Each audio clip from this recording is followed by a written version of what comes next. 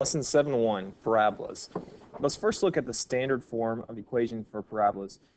This will look different than anything you saw like in Algebra 1, Algebra 2. Here, this would be for a vertical parabola, and this equation over here on the right will be for a horizontal parabola. Notice that we put our squared term on the left here by itself, and on the right side we have the term that's not squared, and it'll have this p with it. The p is going to be used to find the focus. So the focus is going to tell you the direction. So this focus is next to y, which makes this a vertical parabola.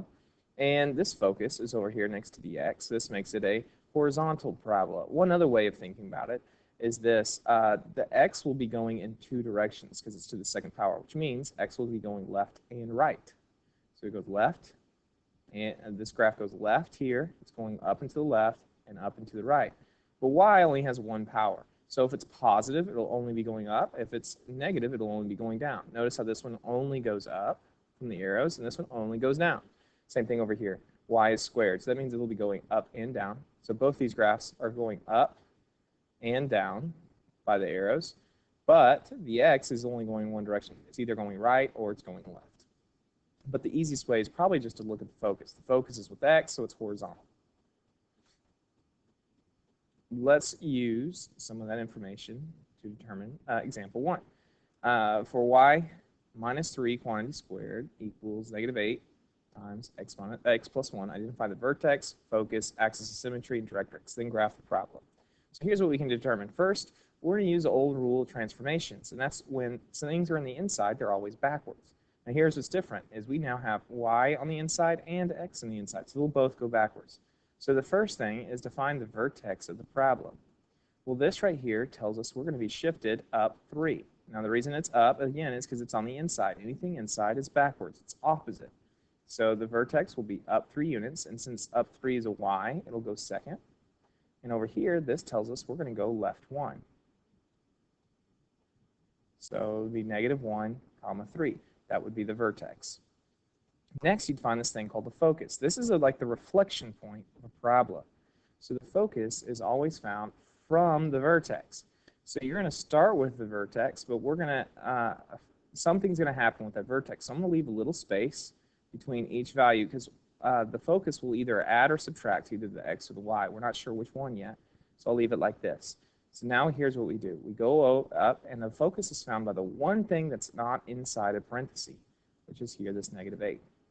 Now, according to the equations on the previous slide, that -8 is in the place of 4p. So if if 4p equals -8, that means that p itself is equal to -2. Now, do you notice how it's next to the x? This -2 is going to affect the x. So you just come in here and put a -2.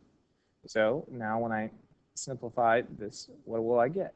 My focus will actually equal, well, -1 minus 2 more is -3. And my y value stays the same. That's my focus right there. Now we go on. Next is the axis of symmetry.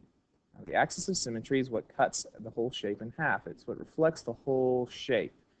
Okay, so I'm just going to abbreviate. I'll say A of S. The easiest way of finding this is you look at your vertex and your focus and you ask yourself which value is staying the same. Which value would be the same on both? That will be what cuts it in half. Notice my y values stay the same. They're both 3. My axis of symmetry is going to be y equals 3. It'll either be x equals or y equals. You just look at which value stays the same. X changed, but y stayed the same. Now the last thing is this directrix. The directrix is kind of like the opposite of a focus, or opposite direction, but it's in the form of a line. So it's kind of like the axis of symmetry and the focus. It's similar to both, but yet different than both. So the directrix is going to be perpendicular to the axis of symmetry. So no matter what, whatever letter you got here, the directrix will be the opposite of it. So here this will be x equals. But the way to find it is, remember how we found our focus? We took this -1 and we subtracted 2. Well, now you do the opposite. So instead of subtracting 2, we'll add 2. So it would be x equals -1 plus 2, which would be x equals +1. These would be our values. This is my vertex. This here is my focus. This here is my axis of symmetry. And finally, this is my Directrix. Let's look at the graph, and you'll see real quick that, by the way, we could have said that the focus, since it affected the x, is a horizontal parabola. You see it's horizontal. The focus is always found on the inside. So this is the focus right here at -3, left 3, up 3 units. Now they're counting by 2s going up, so that is up 3. And the vertex is left 1 unit, up 3. That must be the axis of symmetry at y equals 3. This is x equals 1, the directrix. Now here's what the directrix does. If this was drawn to scale, which it's not, because look, there, this axis is skipping values, and this one's not. If they were drawn correctly, what you would have is any point from the focus to the any point in the parabola will be the same distance as the distance to the directrix. In appearance, these don't look the same, but again, it's just because the way these are counting. If they had not skipped values, this distance would have been the same as this one. Just like how these distances appear to be the same, this distance from here to here appear to be the same, which they are. This distance would also be the same as this distance if they hadn't drawn this to scale. So that's what the Directrix does. It helps you graph, but the focus is the reflection point of a parabola.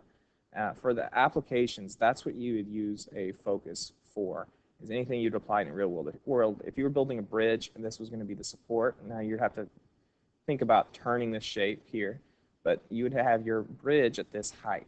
Or if you were going to build a flashlight and you wanted the light to reflect out a straight beam, you'd put your light right there, and this would be the surrounding capsule. Satellite dish, the same thing. You'd have your dish, and this would be the antenna. So now, having gone through that, you go ahead and try this one.